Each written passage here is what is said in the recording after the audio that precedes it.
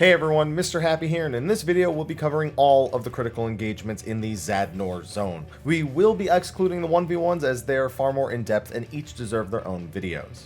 Critical engagements in the zone reward metal, EXP, lockboxes, and other various goodies. Some drop Bojin, Mithril, and Platinum coins on occasion after defeating Diremite, field notes for lore and achievements, and fragments to exchange for lost actions. With that, let's get started. We're going to start in Zone 1, which is the very first area you get to when you unlock Zadnor. Critical engagement number 1 is with Diremite and main against Magitek. To spawn this, you must defeat Magitek Nimrods anywhere in the first zone of Zadnor. The encounter itself is just a slightly harder version of the first boss of the Burn. Crystal Needle is a tank buster, and Magitek uses several different AoE attacks on the party. Shard Strike targets several players with circular AoEs that they need to just spread out a little bit. Hailfire targets 4 players with line AoEs that also need to spread away. Its main attack is Shard Fall. This drops tons of stalactite of 2 different kinds on the arena. If a player hits one with Shard Strike, it will explode after a short delay, so try to stay away from them if you can. Magitek then jumps away and charges its crystalline stingers. This puts a symbol over the boss's head that tells you which type of stalactite to hide behind. Not hiding or hiding behind the wrong one will cause you to take big damage and a vuln stack. If you hide behind the right one, just move away after the attack as they will explode. After a brief delay, Magitek will jump to the middle and cast Sand Sphere. This summons several orbs that pulse AoEs on occasion, so stay away from them. While staying away, Magitek uses Earthbreaker, which is a cascading AoE out of the center of the room. Just dodge both of these and repeat until you clear. Critical engagement number 2 is from Beyond the Grave against Shemhazai. To spawn this, you must defeat Magitek Infantry anywhere in the first zone. The encounter itself has a number of deadly attacks. Devour Soul is the tank buster, and Blight is the generic room-wide attack. At the start of the fight, Shemhazai uses Gallows March. This gives you a forced march debuff as well as Doom, which will kill you if it wears off. It also summons 2 orbs that pulse damage and vuln stacks to avoid. Right after Gallows, a blue AoE will be placed in the center of the room by the Monoceros. You want to aim your forced march so you end up in the circle at the end of it without being hit by the orbs. This will cleanse your doom and save you. After this, Shem uses Soul Purge. This attack can either be a donut or point blank AoE, and watch the range on what Shem shows you. You'll need this info for later. After that is Living Corpse. Shemhazai summons a zombie of Herneas and Dyunbu, who both attack the party. Get behind Herneas to avoid the giant AoE and spread out the AoEs placed on players by Dyunbu. Then just kill them before going back to Shem. If you take too long, they will do more attacks, including Dyunbu's Marching Breath heal. Silence this and finish them off. Shem now also uses Chain Magic. This will cause it to dual cast Soul Purge back to back, alternating between the point blank and donut versions of it.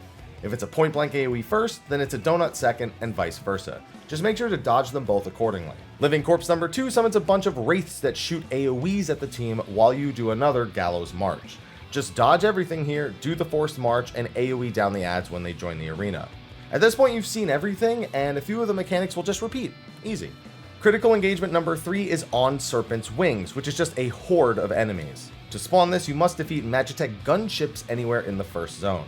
For the most part, these mobs don't do anything special, but the 3 different types of serpents each do one attack.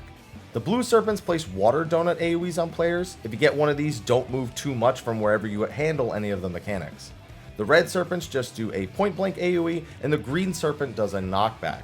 The whole CE is just doing different combinations of these 3 mechanics. Set number 1 is just a spiral of gradual fire AoEs. Stand where the last one spawns and move center when the first one explodes. Easy. After AoEing down the mob, set number 2 will be a knockback plus 4 donut AoEs. The knockback serpent positioning is in such a way that you really want to blast all 4 donuts in the same direction. So have all of them stand together and get knocked back together while everyone stands center. Don't move around too much here. You can also all stack and use Arm's Length or Surecast, which gives you a lot more control and actually doesn't even get screwed up if anyone forgets to use knockback resistance. Just don't get knocked into the wall. Set number 3 is a knockback AoE plus 2 sets of fire AoEs. Dodge the first explosion and then take the knockback into the revealed safe spots. Set number 4 is a knockback plus fire AoEs again, but the entire room is covered with fire AoEs. You can actually kill the serpents to remove their AoE from the field, and you'll want to kill the fire serpent that is opposite of the wind serpent to open up a knockback spot for the party. The final set is a DPS check. One of each Serpent will appear and begin channeling an AoE that will wipe the party if it finishes casting. Fortunately, all the mobs in this entire engagement are susceptible to Lost Death and Lost Assassination, so if you bring those, you probably won't have anything to worry about. If you don't, you'll just have one more mechanic combo to do, 4 water donuts, 4 fire AoEs, and 1 knockback. This time the knockback is from the center of the room, so you can have each donut be knocked back a different way, which gives you a little bit of extra safety in case anyone screws up and actually gets hit by them. Just don't get knocked into the fire AoEs. Kill the Serpents, AoE down the remaining bad guys, and you're done. Critical engagement number 4 is a familiar face against Hashmal. To spawn this, you must defeat the Magitek Hexadrones anywhere in the first zone, and the pilot skirmish that follows it. His mechanics are identical to his counterpart in Ravenaster, but we'll touch up on them real quick. Rock Cutter is a tank buster, and Advanced Quake 4 is a room-wide AoE. Hashmal's main mechanic is his towers. He will summon towers on the arena occasionally and break them with his attacks, causing them to topple and kill anyone caught underneath them. Here, he does break them in a number of ways. The first 2 sets of towers are accompanied by Phantom Order. This summons Hashmal clones that dash through the center of the room. One of their fists will also be lit up, indicating that he will hit that half of the room as well. So you want to get to the safe side of the room, and then this will break the towers, and you can dodge the towers as they fall. The towers falling will happen alongside several sets of ground AoEs being dropped in random players' locations, so you'll need to be on the move a lot, especially in case any of these cut you off from doing the second set of towers. The second set of towers does have another Phantom, but you will not see Hashmal recast Phantom Order before this one. You just have to know that there is a second Phantom and be ready to dodge. Things like Impetus, Sprint, and Swift all help a ton for this part. The third set of towers actually has 3 this time, and Hashmal will actually chop them down himself. As they fall, several intractable lands will appear and do AoEs that travel gradually across to the other side of the arena. There are 2 sets of these back to back, and they move very quickly. I advise finding one of the first sets of intractable lands, and as soon as it moves out of the way, get to behind where it was and just wait. Moving any extra than this might put you at risk of being hit by one of the other stray lands, but you'll definitely be safe here. And the final mechanic is Hammer Round. This summons 4 back-to-back hammers over the arena that come crashing down in a giant AoE after a brief delay. They will appear clockwise or counterclockwise from the first one, dictating which direction you'll need to rotate to stay away from them. Just get to the opposite side of the arena and run along the wall opposite of the direction they are spawning. Right after this are a bunch of targeted AoEs and ground AoEs to dodge as well. With this, most groups would finish him, but if not, you're just going to be repeating mechanics until you're good to go. If you avoid being hit by any of the dodgeable AoEs during this critical engagement, you will also qualify for the duel against Debat, but we'll be covering that in another video. Now we're moving on to the second area of Zadnor along the western side of the zone. The first critical engagement here is Here Comes the Cavalry, squaring off against Clibinarius and his many knights. This is spawned by defeating the Magitek armored weapons anywhere in the second zone. The first half of this fight is just clearing out tons of adds and dodging AoEs. Clibinarius uses Gust Slash to knock players across the room, so just keep track of his location and be ready to run close to him. Eventually, fire puddles get dropped as well that'll actually burn you if you get knocked through them, though the burn isn't that severe. Just watch for various AoEs and keep clearing out the cavalry. After clearing a few sets, Clibinarius will dash through the room, killing any player in his path and knocking back everyone else. There are also AoEs along the outer edge of the arena, though there will be one spot open for you to safely be knocked back. Or you can just use Arm's Length or Surecast and just don't stand in the very center. After this, Clibinarius fights you himself. For this, Cavalry shoots line AoEs constantly, while Clibinarius does point blank AoEs, donut AoEs, stack markers, room-wide AoEs, and actually a distance-based tank buster that the tank should invuln or run away from when they see that they have a tether. Just kill them off and you're done. The second critical engagement in Zone 2 is There Would Be Blood. This is spawned by killing Magitek satellite mobs anywhere in the second zone. This battle is against Hanbi, and it is a slightly changed version of the Pazuzu fight from Eureka Onymos. Kamisato is a tank buster here, and Dread Wind is a room-wide AoE. The first mechanic is the Locust AoEs. Cloud of Locusts is a point-blank AoE, and Plague of Locusts is a donut AoE. The AoE shows up super late on the cast bar, so knowing the names of the skills is essential in avoiding them properly. Both of them are followed up with tons of ground AoEs under players, but you just need to avoid them. Next is Flight of the Malefic. This causes 3 of Hanbi's wings to light up, and when it finishes casting, the boss will hit these 3 quadrants of the room with AoEs, as well as an AoE in his own hitbox. Just get to the side without a glowing wing and stay out of the hitbox. Hanbi usually does this twice in a row, so keep an eye on it. The main mechanic, however, involves Hanbi using Summon Darkness. This summons a small row of souls along the side of the arena that do one of two mechanics. The first set of souls will all do line AoEs, so just get out of their path.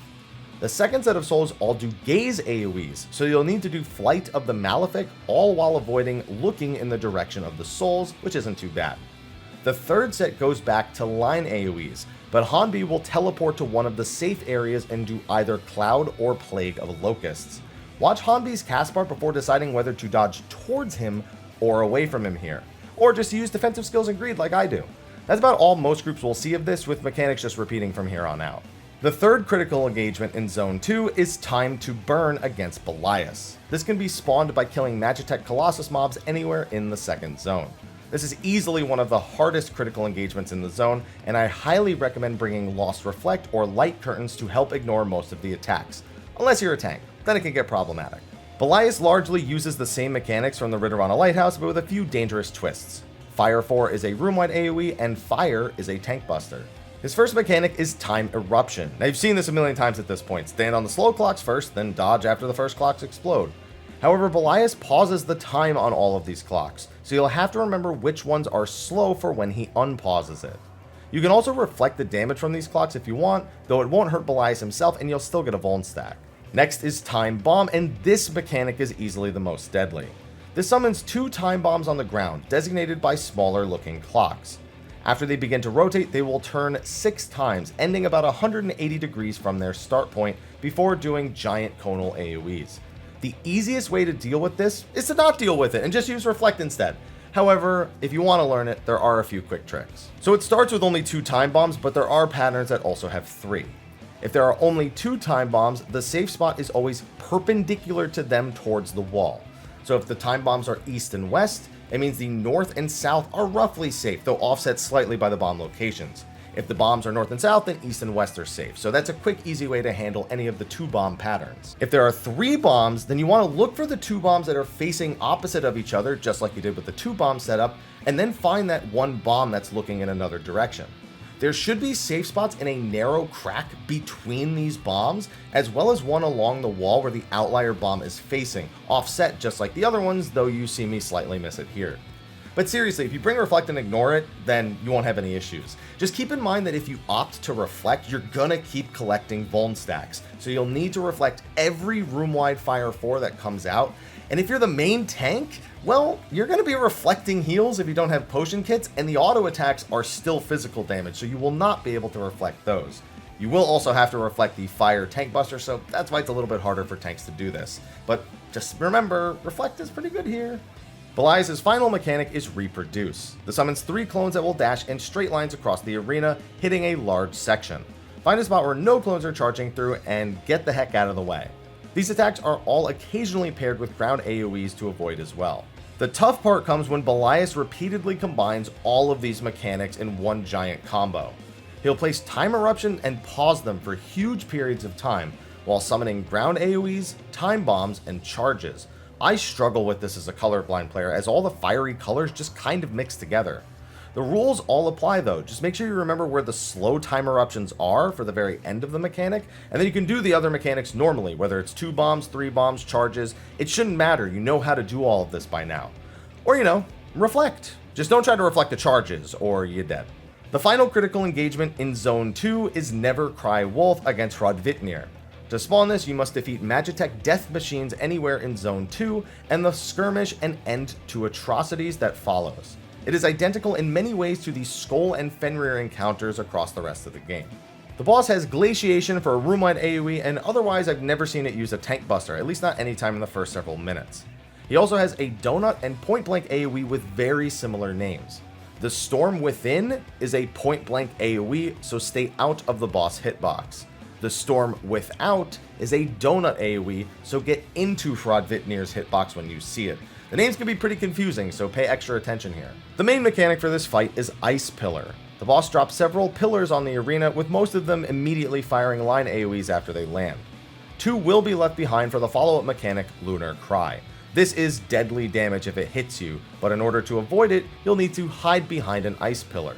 Now there are pushback AoEs with arrows on the ground right before this, so you'll want to take the nearest pushback that will actually send you close to a pillar, and then quickly hide behind it after. This pushback is far, so get close to the wall where it starts early just to be safe. After Lunar Cry goes off, the remaining ice pillars explode, so move out of the way. After this, you'll see dialogue in the middle of the screen that designates a line of mages have appeared that will fire a half-room line AoE. Find the side that they are on and just get to the opposite one. Just be sure you're paying attention, I get hit by this all the time. After this, they run mid and channel a protective spell and a damage buff on Hrodvitnir. You must defeat them before he finishes casting Glaciation, or it will wipe the group.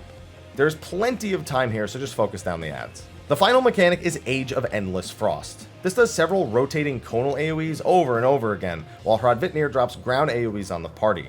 Closely follow behind one of the rotating AoEs while dodging the ground AoEs that players are dropping. With that, you're pretty much done. There is a second ice pillar, if you even see it, but it only has one pushback that actually sends you to a correct ice pillar, so there is only one reliable safe spot here. Just keep an eye for the side with two opposite push directions, and you'll be fine. Now, if you avoid all of the dodgeable AoEs here, you'll qualify for the Head of the Snake duel against Menenias, which we'll cover in another video. With that, we are on the north area of Zadnor, also called Zone 3. The first critical engagement here is Lean Mean Magitek Machine against a horde of Magitek mobs. This is spawned by defeating Magitek Helldivers anywhere in Zone 3. There isn't much to say here. AoE down the first big pack and watch out for the X-Blade AoEs that fire out from the infantry. Just like every other time you see these are just line AoEs that go forward. These are actually the primary threat for the first about half of the engagement. They'll appear along the outside and do these X-Blade line AoEs as well before joining up close and attacking. After a couple of waves of these, 3 sets of satellites will appear one at a time and do small cross AoEs. Find the third set that spawns and then dodge into the first set once they disappear. Beware of the cross AoEs from set 2 and 3 still though, as they can kind of clip into where set number 1 was. After the satellites begin their attack, 2 death machines will appear and do rotating line AoEs. You'll want to stand in the quadrant of the room between the 2 machines where both AoEs are rotating away from you. Then you just want to AoE down all these mobs. Finally, a Magitek Scorpion will appear. It does room-wide AoEs and fires a persistent AoE towards its front and its back. You'll be asked to dodge these while also dodging X-Blade AoEs, but none of this should pose a threat to you at this point. Finish the Scorpion and you win. The second critical engagement in Zone 3 is Looks to Die For against Aida. To spawn this, you must defeat Magitek Cavalry anywhere in the third zone. This is a remixed version of the Deltascape V1 Savage encounter from Stormblood, though oddly it's almost harder than it. Aida has a big variety of attacks. Roar is a room-wide AoE and Serpent's Edge is a tank buster. You'll get hit by a bunch of other room-wide AoEs as well, and you'll rarely actually see either of these attacks. First up is Thunder Call. This summons several orbs around the room. When Aida casts Lightning Bolt, they all do a small point-blank AoE around them. They then grow and shortly after do a donut AoE. So stay away from the small orbs, and then when they get big, stand under them. Then you'll see Forelash and Hindlash. This either does a 180 degree AoE knockback in front or behind of Aida. Forelash means the front is bad, and Hindlash means the back is bad, so pay attention to boss orientation. Then there's Charybdis. This lowers everyone's HP to 1 and is followed up with a roar attack to deal room-wide damage. Healers top everyone else up, and if you don't have a healer, then bring potion kits or self-healing of any kind to take care of yourself. Next is Exa-Lightning, which is similar to the Byaku encounter. 4 gradual lightning AoEs will appear perpendicular to one another, and after a short delay, another set of 4 will appear between them. Stand in between the second set, and after the first set hits, move behind it, and then just chill. This gets comboed with Levin bolts later, being placed on a ton of players, which is likely to cause panic. My only advice is to play it extra safe and expect melees and tanks to overstack during this part. You don't need to be completely separated, but it's not going to be great if there's too many of you in one place. Then there's Twisting Winds, which just fires a line AoE in front of and behind Aida at the same time. Just make sure to be on the boss's flanks here. Finally, we have Flame, the last new mechanic. This summons fireballs across the room. After a short delay, some of them will swell up, indicating that they will explode first. Find the orbs that swell up second, wait for the first set to explode, then dodge into where they blew up. There will also be a 4 or Hindlash here at the same time, so watch the boss's positioning while you find the safe spot. The big wombo combo is Thunder Call plus Exa-Lightning plus Twisting Winds. First, dodge the Exa-Lightning. This alone should put you in a position that is safe from these small orb explosions from Thunder Call. After that, it's Twisting Winds plus Big Orbs. You just need to find a big orb along Ayada's flanks and stand under it to dodge all of the AoEs. After this, you'll see another 4 or Hindlash and Serpent's Edge before the boss starts repeating mechanics. Best of luck, this one gets a lot of people killed, but it's not too bad. The third critical engagement for the third zone is Warn to a Shadow against Alkanost and is identical to one of the early encounters in Diremite. In fact, it's the same boss. This is spawned by defeating Magitek Rotors anywhere in the third zone. Alkanost really just has a few generic attacks and 2 main mechanics. Bladed Beak is a tank buster, Nihility's Song is a room-wide AoE, and Phantod is just a small bunch of baited AoEs. The first mechanic is Storm Call. This summons 3 orbs in the middle of the room that slowly float towards the outer edge, exploding when they touch it. 2 of these orbs move faster, while 1 moves much slower. You want to follow the slow orb to dodge the first 2 fast explosions, then run opposite of where the slow orb is headed to dodge that explosion. The boss does this quite a few times, but it's easy every time. The other main mechanic is Alkanost's Shadows. These will tether to Alkanost as he does either a donut AoE, a point blank AoE, or a conal AoE, and copy those attacks later. Only 2 of them tether at once, so there will be 2 sets of tethers and 2 sets of AoEs. Honestly, it's just looking at which is casting what and going to a safe spot from all the AoEs. For example, 2 conal AoEs and 2 point blank AoEs means you have to get up against the wall across from a point blank AoE shadow. 2 donut AoEs and 2 conal AoEs means you'll need to stand behind one of the conal AoEs since they look at the donut clones. I actually use footage from Diremite for this because that's one of the most popular combos there. And then 2 point blank AoEs and 2 donuts means stand under the donuts. And that's all for this critical engagement. The final critical engagement for this video is Feeling the Burn against Blackburn. To spawn this, you need to defeat the Magitek rear guards anywhere in the third zone and finish 2 skirmishes back to back, Hypertuned Havoc and Attack of the Super Soldier. Blackburn is largely similar to the first boss of Lacus Latore and the first mini-boss of Diremite. Suppressive Magitek Raise is a room-wide AoE that isn't too bad. The first actual mechanic is Rear Order's Coordinated Assault. This summons 4 rows of escorts that dash across the room 1 row at a time. Just find the gaps in each of their ranks to avoid all 4 of the dashes. Then there's Anti-Personnel Missiles that summon several back-to-back missiles that hit 2 quadrants of the arena at a time. They land in the order they fire, so you just have to remember the safe spots in the order you saw them and dodge accordingly. The final big new mechanic is Shots Fired. This summons several escorts that take aim at random players. Anyone being targeted can move to change the trajectory of the attack. Ideally, you want to aim these out of the center of the room, but let's be honest, it's always going to end up pretty janky in pubs. Once they stop tracking, they begin firing a persisting minigun attack that you won't want to try to cross through. It sticks around for a little bit. At the same time, several surface missiles are baited onto players. If the space is tight, this can get pretty dicey to avoid, so do your best. Once both attacks are done, the escorts tether to Blackburn and prevent it from taking damage until they are defeated. In the meantime, there are a bunch of room-wide AoEs that damage the party to deal with. The final attack here is Analysis. This puts a weakness exposed marker on all players, which works the same as usual. You want to aim the open side towards the danger to avoid being destroyed.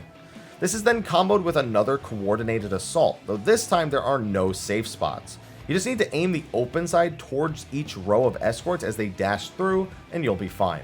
From this point on, mechanics just repeat, so best of luck. If you manage to avoid all dodgeable attacks here, you'll qualify for the Taking the Lion's Share duel, which we'll cover in another video. And with that, we've covered all the critical engagements in Zadnor. Hope some of the tips help you, and I hope you have an easy time farming up all the metal, whether you're getting to rank 25 or farming up those honors or taking on the duels. Be sure to like, favorite, subscribe, and share, and stay tuned. We'll have more gameplay and more guides on patch 5.55's Zadnor coming up. Anyway, thanks for watching, and I'll see you in the next one. Until then, take care.